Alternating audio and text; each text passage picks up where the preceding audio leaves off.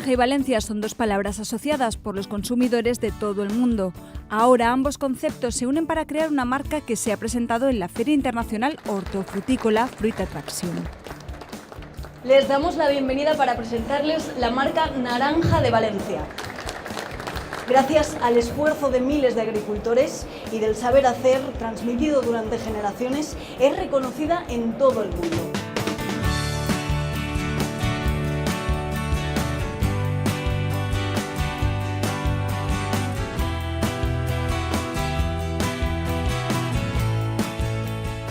Hemos lanzado 4 marcas, 2 para mercado nacional, que son Naranja de Valencia y Mandarina de Valencia, y otras 2 marcas que queremos lanzar al exterior.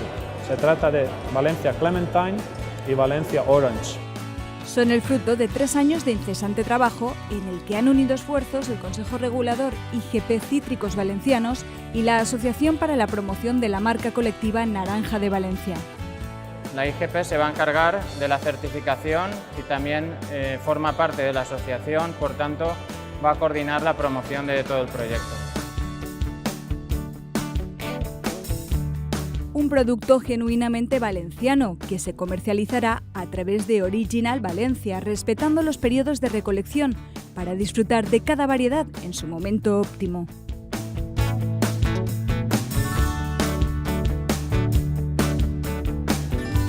Naranja de Valencia, toda la tradición, experiencia, sabor y calidad de los mejores cítricos valencianos.